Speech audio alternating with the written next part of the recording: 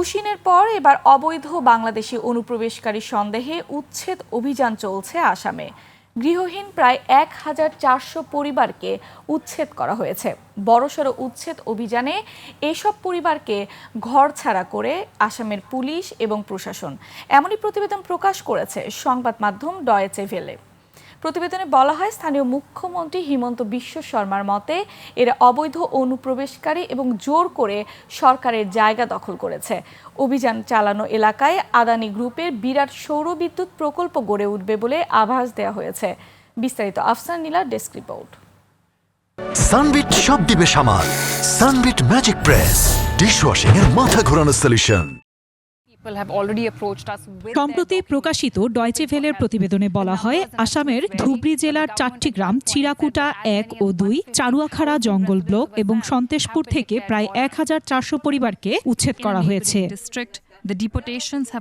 উচ্ছেদ হওয়া পরিবারগুলো বলছে তারা দীর্ঘদিন ধরে এখানে অবস্থান করছেন এবং অধিকাংশই বাংলা ভাষাভাষী মুসলমান সম্প্রদায়ের। পুনর্বাসনের দাবি করেছে এসব পরিবার। এদিকে অভিযানকে সমর্থন জানিয়ে স্থানীয় মুখ্যমন্ত্রী হিমন্ত বিশ্ব শর্মা বলেন, এরা এক বিশেষ ধর্মীয় সম্প্রদায়ের মানুষ এবং বিভিন্ন সময় অবৈধভাবে ভারতে ঢুকেছেন। তিনি আরও জানিয়েছেন, রাজ্যের বিভিন্ন জেলা থেকে এরা খুব সাবধানে কিছু কিছু এলাকায় স্থানান্তরিত হয়। যেসব এলাকায় সরকারের জমি রয়েছে সেখানে তাদের জনসংখ্যা হঠাৎ বেড়ে যায়। রাজ্যের জমি এবং আদি বাসিন্দাদের অধিকার রক্ষার ক্ষেত্রে আপোষ করা হবে না বলেও জানান তিনি।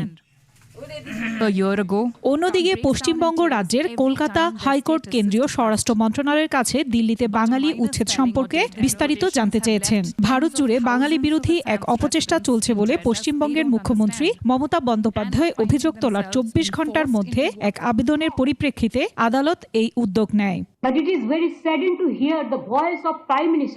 আফসানা নীলা, ডেস্ক রিপোর্ট, ২১শে টেলিভিশন।